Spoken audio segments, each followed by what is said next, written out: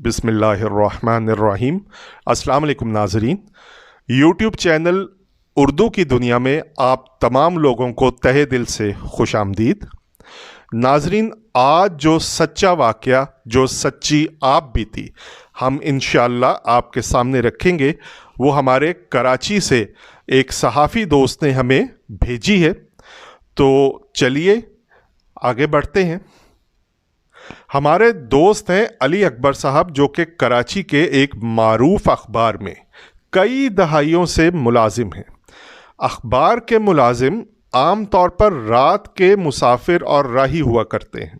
अखबार चूँकि रात देर गए प्रेस में जाता है, इसीलिए इस दफ्तर में काम करने वाले भी शाम के वक्त ही उमूमन ऑफिस पहुंचा करते हैं और फिर आधी रात को ही अपना काम मुकम्मल करके अपने अपने घरों को वापस लौटते हैं।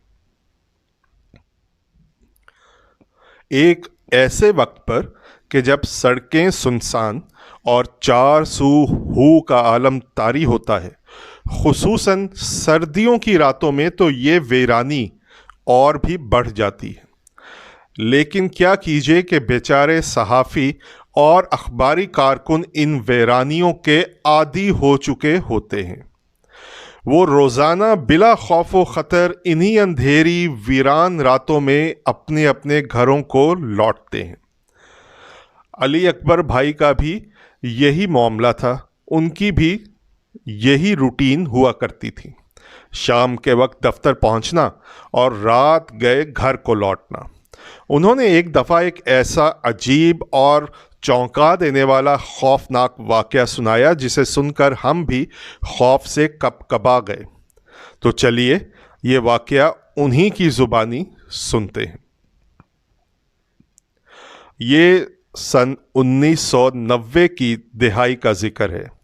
एक रात मैं अपनी गाड़ी में शाहराह फैसल पर बलोच कॉलोनी फ्लाईओवर से उतरकर नर्सरी की तरफ अपनी गाड़ी में बढ़ रहा था। उस वक्त तकरीबन रात के 3 बजे का अमल या वक्त होगा। मैं काफ़ी हल्की रफ्तार के साथ पुल से उतर रहा था।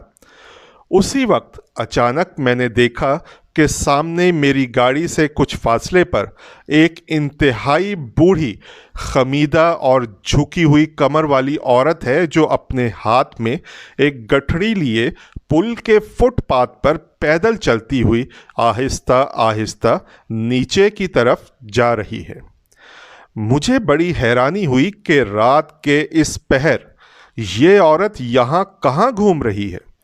मैंने कार की रफ्तार आहिस्ता की और औरत के करीब जाकर पूछा, अम्मा तुम इस वक्त कहाँ जा रही हो?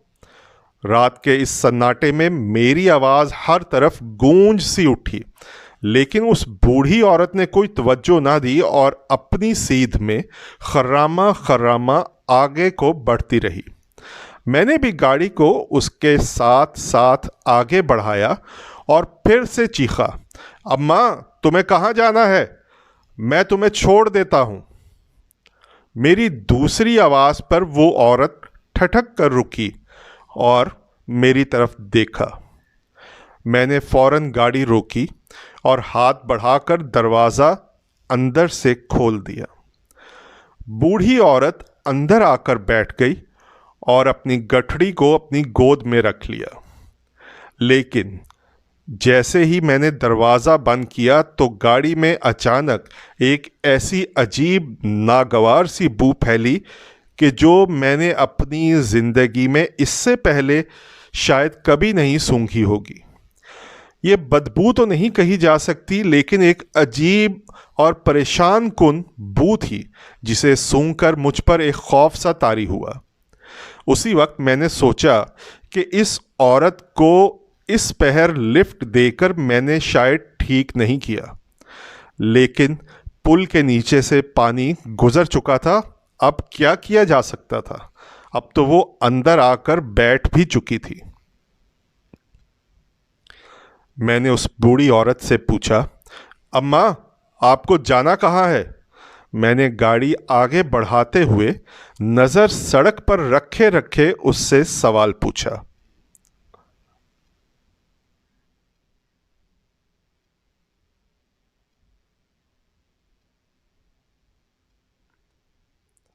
उस बूढ़ी औरत ने मेरी जानिब देखे बगैर जवाब दिया, महमूदाबाद जाना है।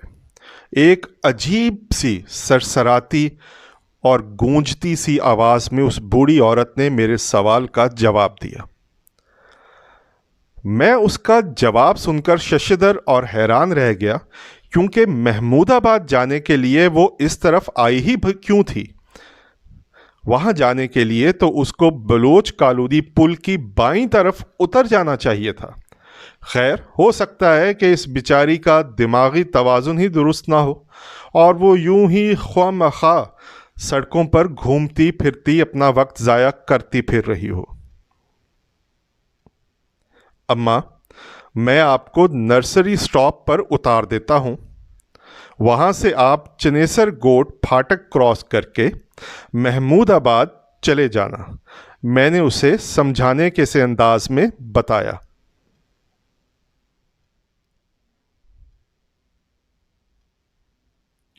लेकिन मेरी गाड़ी में बैठी उस पुरस्रार खमीदा झुकी हुई कमर वाली औरत ने मेरी बात का कोई जवाब नहीं दिया।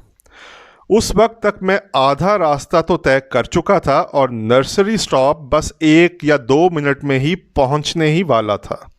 मैंने एक लम्हे के लिए सड़क से नज़रें हटाईं और एक नज़र अम्मा पर डाली, लेकिन उफ, ये क्या! मैंने उस वक्त जो मंजर देखा वो मुझे बेहोश करने के लिए बहुत काफ़ी था। बूढ़ी औरत अपनी गठड़ी गोद में लिए बैठी तो इस तरह थी, लेकिन उसका सर गोल गोल घूमे जा रहा था। 360 डिग्री पर उसका सर एक फुटबॉल की तरह इस कदर तेजी से चक्कर पर चक्कर खाए जा रहा था कि उसके चेहरे के खदोखाल भी सही तरीके से दिखाई नहीं पड़ रहे थे। मेरे बदन ने एक झुरझुरी सी ली और यकायक मेरे जिस्म के सारे रोंगटे खड़े हो गए। मेरी रूह की गहराइयों से एक जोरदार हज़यानी चीख बरामद होकर तेजी से मेरे हल्क की तरफ लपकी, लेकिन मैंने अल्लाह जाने कैसे हिम्मत करके उस चीख को अपने मुंह में ही रोक लिया।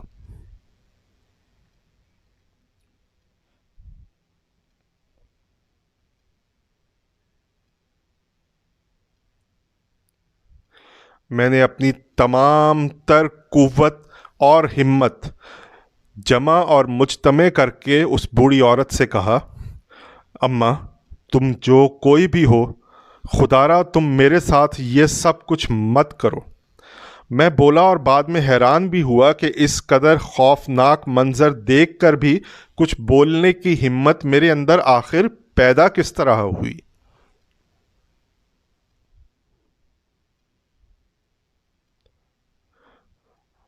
मैंने एक दफ़ा फिर उस बूढ़ी औरत को कहा, देख अम्मा, मैंने तुम्हारे साथ नेकी की है और तुम हो के बदले में मुझे डराए जा रही हो। ये जुमले कहते कहते मैंने गाड़ी नर्सरी स्टॉप के करीब पहुंचकर रोक दी। मैंने गाड़ी को ब्रेक लगाई और फुटपाथ के साथ मिलाकर गाड़ी को रोक दिया। अब मैंने देखा कि औरत का सर नहीं घूम रहा था। इंजन स्टार्ट रखे रखे मैंने अपना हाथ उसके सामने से आगे बढ़ाया और दरवाजे का हैंडल खींचकर दरवाज़ा खोल दिया। दरवाज़ा एक झटके से खुल गया। औरत सीट पर साकत बैठी रही।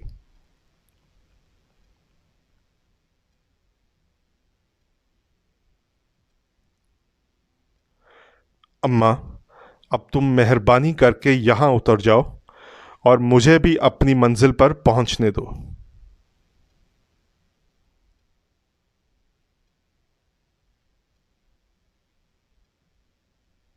ये कहते हुए मुझे खुद अपनी ही आवाज़ अजनबी सी लगी।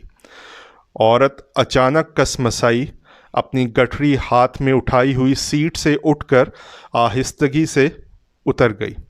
मैंने उसके उतरते ही फौरन दरवाज़ा बंद कर दिया। इस दौरान वो कुछ कदम उठाकर फुटपाथ पर चढ़ चुकी थी।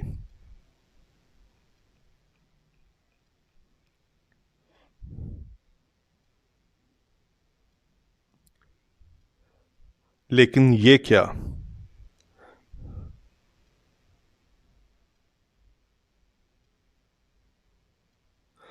فٹ پاتھ پر چڑھتے ہی وہ اچانک فضا میں تحلیل ہو گئی۔ ایک لمحے پہلے وہ میری آنکھوں کے سامنے موجود تھی اور اس سے اگلے ہی لمحے فٹ پاتھ بالکل خالی تھا۔ مجھے اپنی آنکھوں پر یقین نہیں آیا۔ میں نے ایک لمحے کے لیے ادھر ادھر دیکھا، دور دور تک کوئی ذی نفس موجود نہ تھا، یعنی میں اکیلا خواہ مخواہ ہی وہاں کھڑا تھا۔ میں نے اپنے سر کو زور سے جھٹکا اور ایکسلریٹر پر پاؤں کا پورا زور ڈال دیا۔ گاڑی ایک جھٹکے سے آگے بڑھی تو اس کے ٹائروں کی آواز سڑک پر چیخ کی طرح بلند ہوئی۔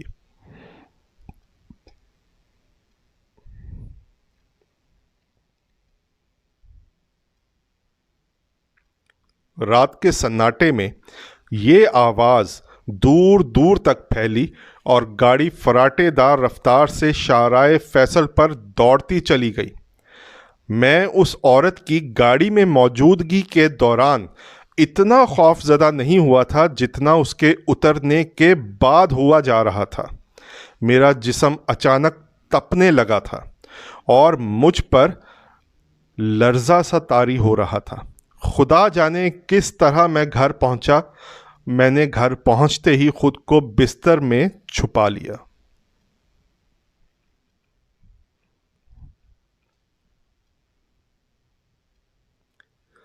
اگلے 3 دن تک میں تیز بخار میں مبتلا رہا اور کہیں بھی جانے کے قابل نہیں رہا۔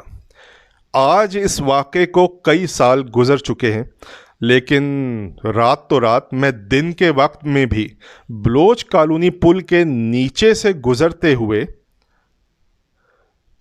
سراسیما ہو جاتا ہوں۔